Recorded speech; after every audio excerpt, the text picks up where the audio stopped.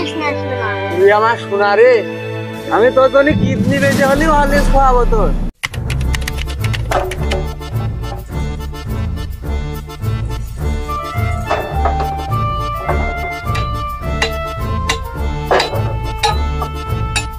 তুমি কষ্ট করতেছো? আমি কি করতেছি হেনে? আমি গান গাচ্ছি না হেনে। তুমি বাড়িতে যা শুয়ে থাকো, আমি করতে যাও।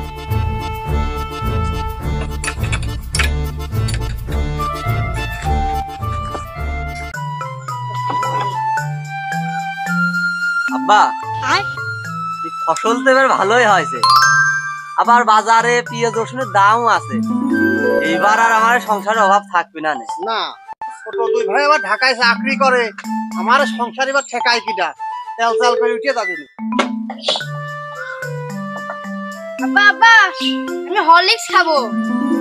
তুই আমার সোনারি, হরলিক্স খাবি? ওই যে তোমার কাকা ঢাকাইতে না আসতেছে, আসার সময় টেয়া দেওয়া নিয়ে আসবেন।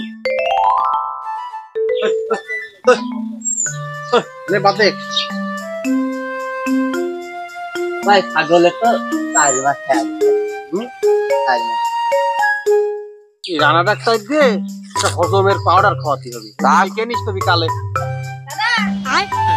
দেখো কি যা আছে। আব্বা আমি আইছি। তুমি হরলিক্স নিয়ে আসো কাকা। আরে আমার ফলটা কতদিন পরে বাড়ি আসছে, এইবার আমার সংসারের উন্নতি কেউ ঠেকাতে পারবে না। আমার 10 লাখ টাকা লাগবে। কে টাকা কি করবি এত টাকা? ওই 10 লাখ টাকা না হলে আর হচ্ছে না, আমার চাকরি বাকরি আর থাকতেছে না। আমি গরিব মানুষ, আমি 10 লাখ টাকা কোন পাবো? এই এই আব্বা এত টাকা কোন পাবি? আব্বা এই টাকা না হলে আর হচ্ছে না, আমার পুলিশ ধরে নিয়ে যাবে না। পুলিশ ধরে নিয়ে যাবে নি? এই যত কষ্টই হোক ওই কুন্ডুর ভুঁইটা কট ধুয়ে 10 লাখ টাকা দিতেই হবে। ও আবার কোনো দলে নাম লেখাইছে না? আব্বা এই 10 লাখ টাকা লাগবে আব্বা, তুমি যে আমায়ও ম্যানেজ করো আব্বা। জাল তো আমারে ভালোই, কিন্তু ওই তুহিনীর সাথে মাছ মেরে পারি না কি জন্য বুঝতে পারতেছি না। আমারে জালে গাপ দেওয়া হয় না, তারপরে হলো নিয়মিত তো আমরা মাছ মারতে যাই না। তাই বলে তুহিনীর সাথে মাছ মেরে পারি নে, ও সেদিনও পান্টি বাজারে 1800 টাকার মাছ বেচেছে বলে।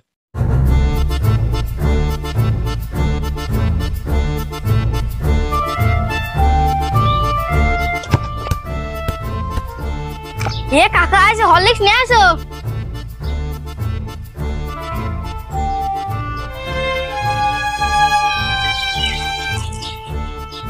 আব্বা আব্বা ওরে আমার মাঝিয়ে সওয়াল আইছে রে, আমার সংসারে আর অভাব থাকবি না। আব্বা আমার বড় বিপদ, আমার 10 লাখ টাকা লাগবে। 10 লাখ টাকা? ওরও 10 লাখ টাকা লাগবে। তুই না অনেক বড় চাকরি করিস। সন্ত্রাসীরা আমার 10 লাখ টাকা চাঁদা ধরছে, না দিলি গুলি করে মেরে দেবে।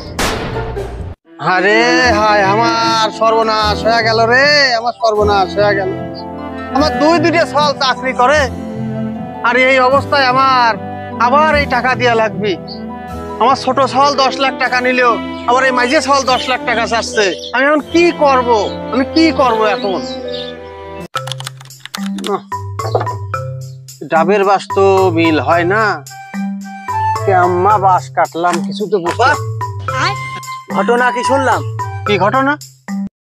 2 সাল বলে সিটারি মেয়ে টাকা নিয়েছে, ওর কোনো সমস্যা হয় না। দিদির টারু ওই মোড়ের পার গল্প শুনলাম, তোমার 2 সাল নাকি ঢাকা ফ্ল্যাট কিনেছে।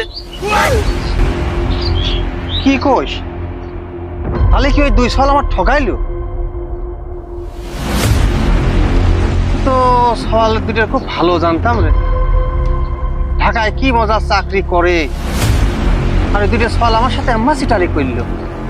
এই সমস্যা দাঁড়ালে তো আমার, আমি এই চাষবাস করে খাতাম, আমার বউ সওয়াল বলে কি খাওয়াবো না এখন।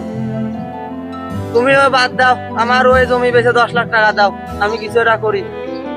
তাছাড়া তোমার বউ সওয়াল বল নিয়ে পথে বসা লাগবে না। তুই টাকা নিয়ে কি করবি এখন?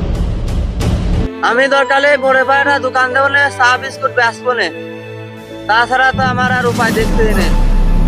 আমার যে জমি ছিল তাতে 2 কেন জমি বেচে আমি 2 সালের টাকা দিলাম, আমার তো আর বেচার মতো জমি নেই, আমি তোর কিছুই দিতে পারবো না।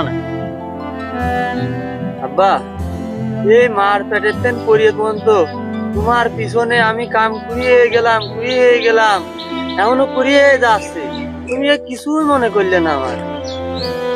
আব্বা কোনো টাকায় তো আমার জন্য হলিক্স নিয়ে আসবে না। তুই আমার সোনা রে, আমি তোর জন্য কিডনি বেঁচে হলেও হলিক্স খাওয়াবো তোর। খালি টাকা টাকা টাকা, হ্যাঁ? আমি কি টাকার কাজ নাই? হ্যাঁ, তুই বাড়িতে ভাড়া চলে যা, কোনো তো সারা আমি মুখ দেখতে চাইনি। যে কারণে বাড়ি করে কেদা।